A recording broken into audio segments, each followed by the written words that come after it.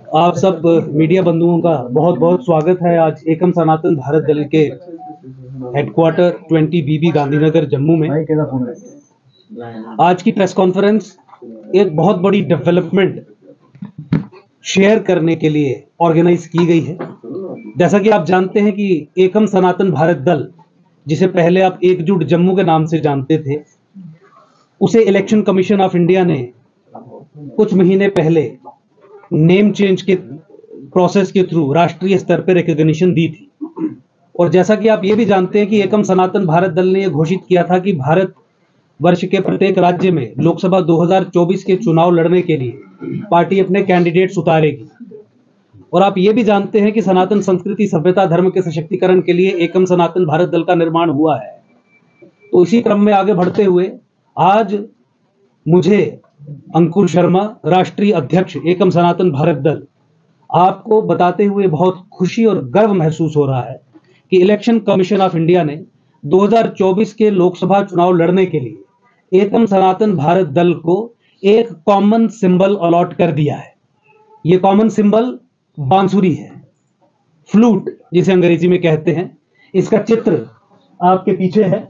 आप इस पे अगर फोकस करेंगे तो ये इलेक्शन कमीशन ऑफ इंडिया के मैनुअल में से लिया गया चित्र है, जो इलेक्ट्रॉनिक वोटिंग मशीन ईवीएम पे कैंडिडेट के नेम के अपोजिट रिफ्लेक्ट होगा। मैं आपसे रिक्वेस्ट करूंगा कि आप इस पे फोकस करिए ताकि लोग ये देख सके कि क्या कॉमन सिंबल अलॉट किया गया है।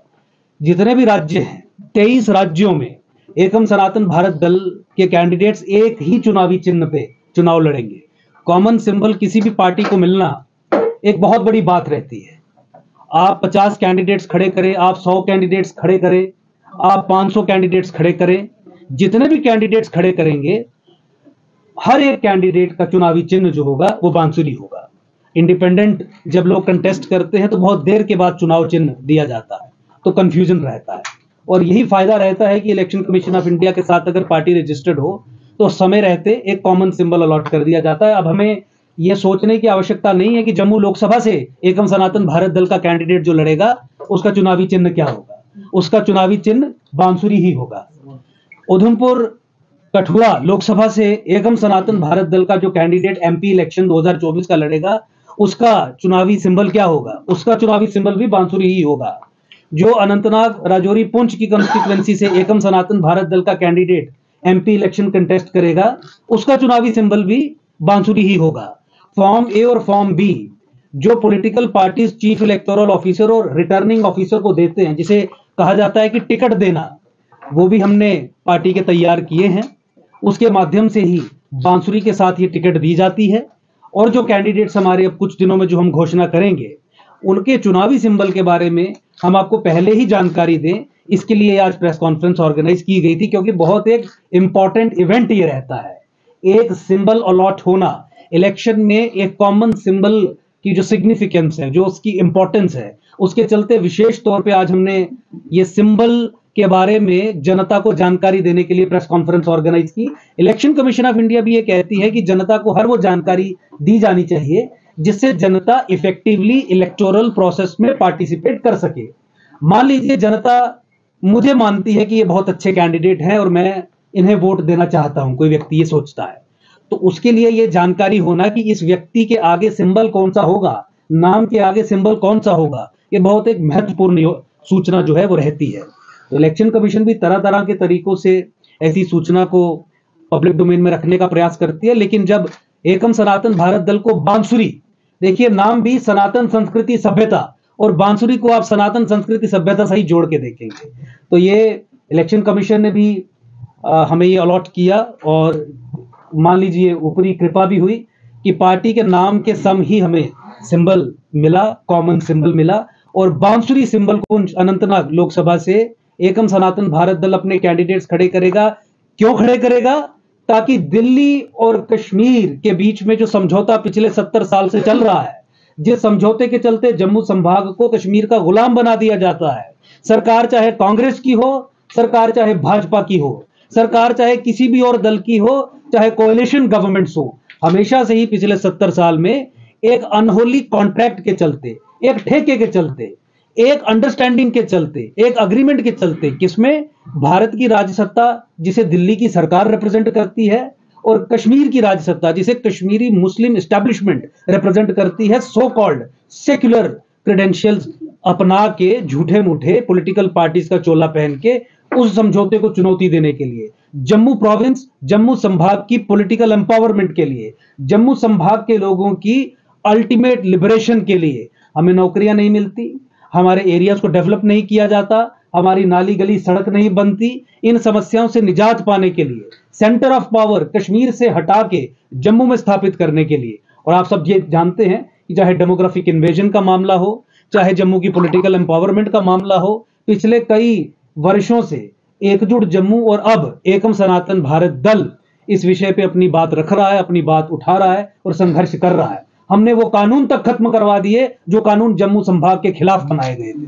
हमने वो ऑर्डर तक मुख्यमंत्री के दफ्तर से निकले हुए ध्वस्त करवा दिए जिसका उद्देश्य जम्मू की डेमोग्राफी को चेंज करना था, जम्मू की सनातन संस्कृति सभ्यता धर्म को नष्ट करना था। इसलिए आपके माध्यम से आज मैं अंकुर शर्मा, राष्ट्रीय अध्यक्ष एकम सनातन भारत दल, जम्मू संभाग के लोगों से, कश्मीर से हमें कोई लेना देना ही नहीं है, जम्मू संभाग के लोगों से निवेदन करूंगा कि एकम सनातन भारत दल आने वाले 2-3 दिनों में जो भी अपने कैंडिडेट्स एमपी इलेक्शन लड़ने के लिए खड़े करेगा 2024 के इलेक्शंस में, बांसुरी के चिन्ह पे मोहर लगा के, या आप ईवीएम्स हैं तो बटन दबा के बांसुरी के सामने वाला आप एकम सनातन भारत दल के कैंडिडेट्स को विजयी बनाएं।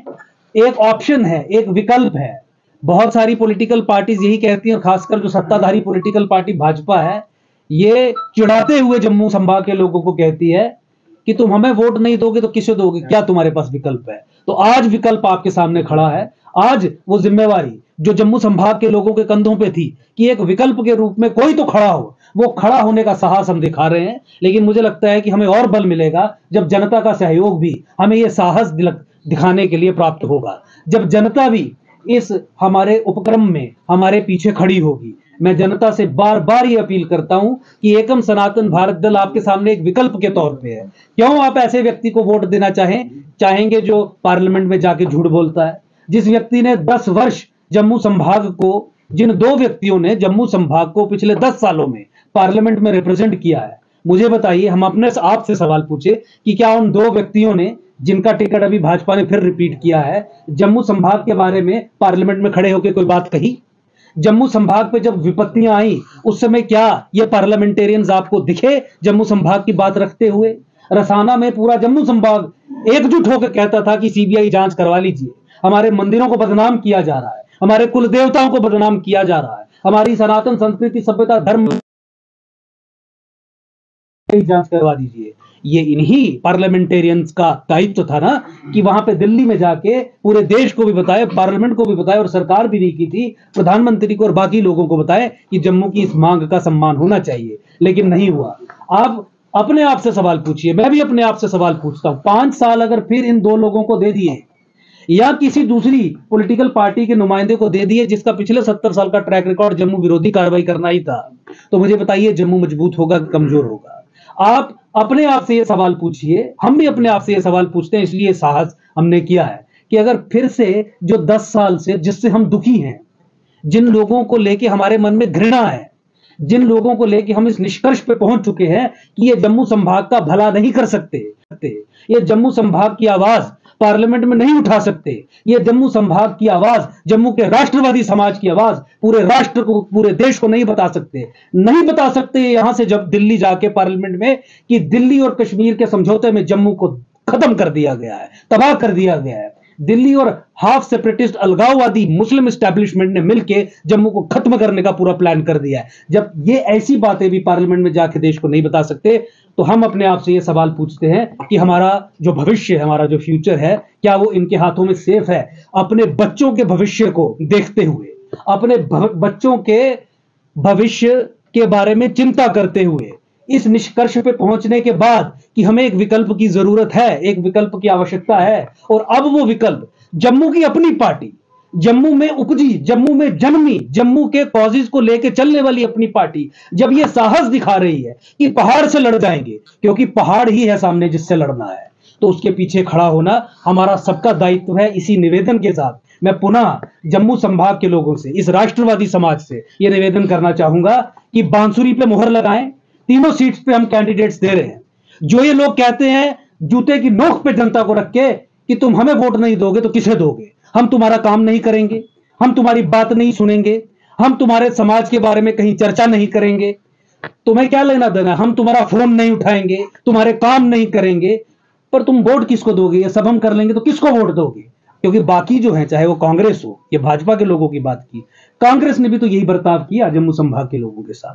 तो इसीलिए अगर जम्मू को गुलाम भाजपा कांग्रेस ने मिलकर आज तक रखा है, दिल्ली ने कश्मीरी मुस्लिम एस्टैब्लिशमेंट के साथ मिलकर जम्मू को सौंप दिया है, कश्मीरियों को सेंटर ऑफ पावर वहां पे शिफ्ट कर दिया है, तो इस गुलामी के खिलाफ आवाज केवल और केवल जम्मू संभाग का राष्ट्रवादी व्यक्ति उठा सकता है। वो आवाज उठाने का, इस कॉन्ट्रैक्ट को चुनौती देने का जिम्मा हमने अपने कंधों पे लिया है। मुझे पूरी उम्मीद है और पूरा विश्वास है कि जम्मू संभाग की पूरी जनता इसमें हमारा साथ देगी, क्योंकि साहस से लड़ने वालों के पीछे ही भारत का समाज हमेशा से रहा है। लड़ने वालों के पीछे, चाहे वो हारे भी हो, उन्हीं को उन्होंने हीरो माना है, उन्हीं के पीछे वो खड़े हैं। तो इसीलिए पुनः एक बार फिर आज इस बात के साथ कि इलेक्शन कमीशन ऑफ इंडिया ने ये हमें बांसुरी सिंबल जो अलॉट किया है, बांसुरी सिंबल एकम सनातन भारत दल के तमाम कैंडिडेट्स का रहेगा। अब बांसुरी ही बजानी है, बांसुरी बजा के ही जम्मू के सशक्तिकरण का मार्ग प्रशस्त करना है। सनातन संस्कृति सभ्यता के सशक्तिकरण के लिए जम्मू संभाग पे हिमालय में जो हमारी सनातन संस्कृति बसती है, उसको तबाह करने के पीछे जो ताकतें हैं, उनसे लड़ने के लिए, उनका मुंहतोड़ जवाब देने के लिए बांसुरी पे बटन दबा के एकम सनातन भारत दल के कैंडिडेट्स को विजयी बनाएं। मैं एक बार आपके दर्शकों के लिए ये डिस्प्ले भी कर दूं ताकि बिल्कुल साफ तरीके से समझ आए कि क्या चुनाव चिन्ह है। आपके सामने ये बांसुरी मैं सामने रख रहा हूं। बांसुरी पे आपको बटन दबाना है एमपी इलेक्शंस के लिए, एमपी 2024 इलेक्शंस के लिए। जम्मू लोकसभा से, कठुआ उधमपुर लोकसभा से, राजौरी पुंछ अनंतनाग लोकसभा से ये बांसुरी है जो बजनी चाहिए। इसी बांसुरी पे आपको बटन दबाना है और जम्मू की अपनी पार्टी, जम्मू का अपना विकल्प, राष्ट्रवादी समाज के लिए जो विकल्प है, उसे विजयी बनाना है और अपना, अपने बच्चों का, अपनी संस्कृति, अपनी सभ्यता का भविष्य जो है वो उज्जवल बनाने के लिए बटन दबाना है। याद रख लीजिए, 10 साल जिन लोगों ने हमें प्रताड़ित किया, उन इंडिविजुअल्स को हमें रिपीट नहीं करना है, परिवर्तन लाना है। आज ये बांसुरी परिवर्तन का सिंबल है। ये बांसुरी जो है ये परिवर्तन का सिंबल है। परिवर्तन के लिए आपको वोट करना है, परिवर्तन लाना है ताकि हमारा भविष्य सफल हो, उज्जवल हो सके। परिवर्तन लाना है ताकि जम्मू सशक्त हो सके। बहुत बहुत धन्यवाद।